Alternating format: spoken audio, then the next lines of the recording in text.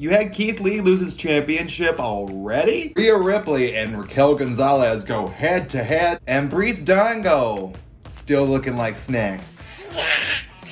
You're a burping gutter slut. What in the world? Look at Lita go! Nickelodeon is running! Yippee-ki-yay! Oh my God! I'm something about it.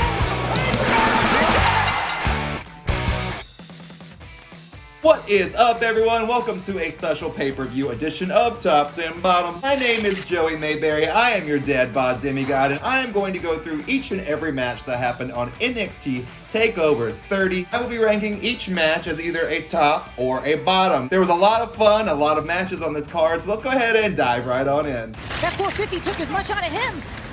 Wait a minute, Breeze now. Wait a minute. Ooh! What an uppercut! Wait a minute, Breeze into the cover of the super kick! First match we have to talk about was on the pre-show. It was the #1 contenders match for the NXT Tag Team Championships. The competitors of this match were Oni Lurkin and Danny Burch facing Legado de Fantasma as well as Breeze Dango. If you look at everyone who's in this match, it can't fail. And it didn't. All three teams looked very strong, looked very competent.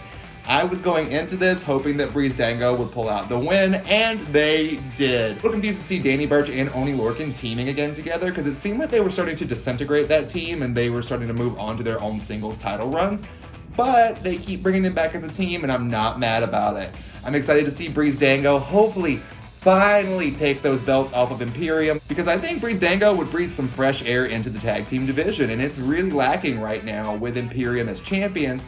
Not that they're not great wrestlers or great entertainers, they're just not a lot of focus on them, and I think Breeze Dango really would bring that star power to elevate the division. This match I am giving a top.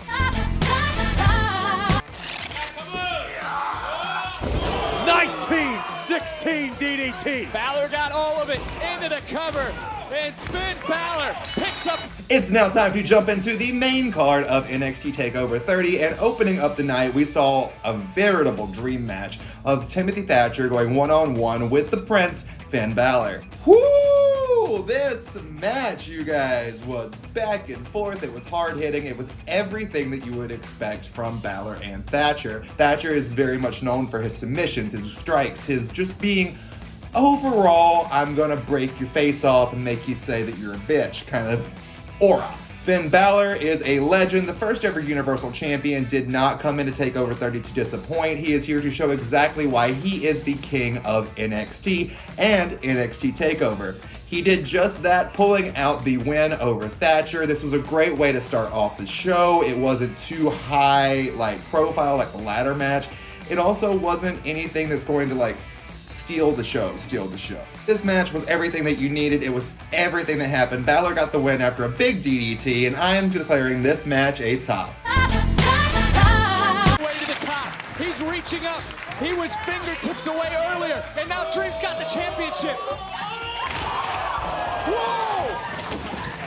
The next match looked to be a show stealer, and it got pretty close. It was the ladder match for the vacant North American Championship, where it was Damian Priest, Cameron Grimes, Bronson Reed, Johnny Gargano, and someone I'm not going to talk about. A lot of fun spots, a lot of surprises. Candice LeRae going on a veritable Candice's Wild Ride on the back of Bronson Reed, flying off of the ladder. It was like she was riding him like that creature on Neverending Story. I really wanted to see Cameron Grimes pull out the North American Championship just because Cameron Grimes is so annoying. He's such a good heel, but the overall winner was Damian Priest, and I'm really hoping that Grimes is going to be his first opponent. I think they are a really good babyface to heel counterpart. I'm excited to see what's going to come next with the North American Championship when it is around the waist of the Archer of Infamy. This match is also a top. What did McAfee just land on his feet? Cole in disbelief. McAfee right back into it. McAfee hooked Cole from the top rope. McAfee. The next match I thought was going to just be lackluster, and for a certain amount of it, it kind of was. But when Pat McAfee started pulling out all the stops in this match against Adam Cole, oh my God, that backflip that he did from the top onto his feet and then leaping back up to do that superplex, that was hands down spot of the night for me. Holy God. I did not expect McAfee to really be able to come in here and hold his own. I thought they were going to have to kind of walk him through the match, which they did.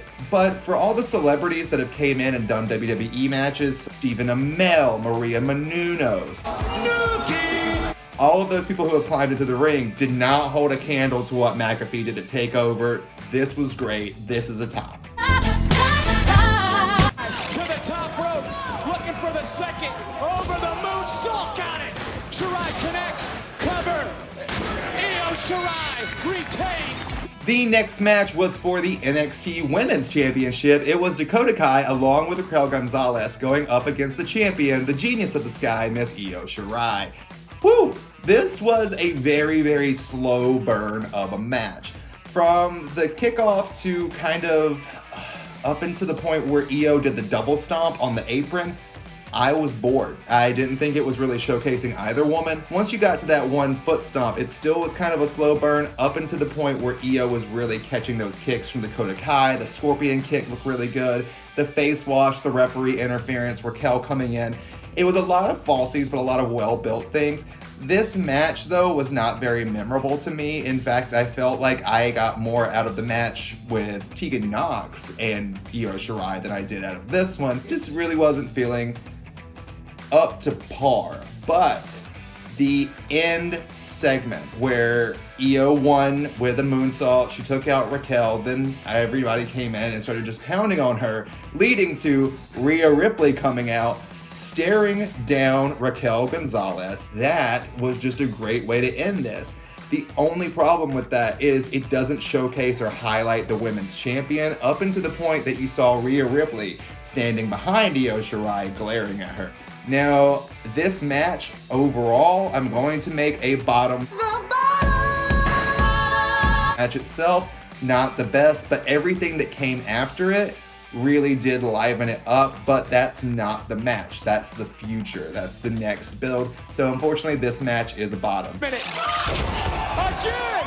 That's gotta be it! That is it! Into the cover goes Cross! Do we have a new champion?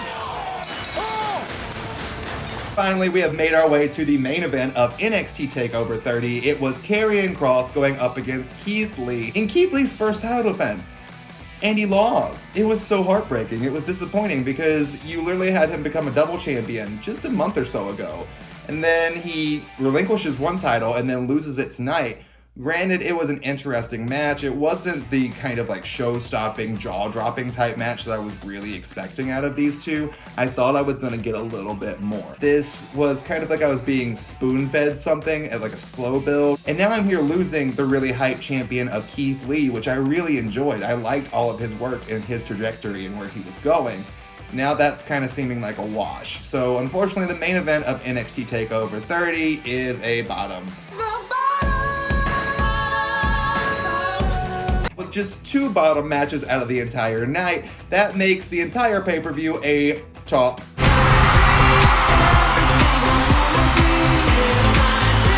But what did you guys think? Did you enjoy my critiques on the matches? Do you disagree with me? Leave a comment right down here. I love reading them. Also, while you're doing that, hit that subscribe button and ring that bell so you're notified at any time I post new content. If you want to follow me across social media, do so. It's Joey_Mayberry on pretty much everything. And finally, be sure to check out Ring the Bell, where I talk women's wrestling along with several other lovely humans each and every week. I hope to see you soon. Thank you so much for watching. I love you all and be safe. Woo! That was a mouthful. That's what he said. Ha ha!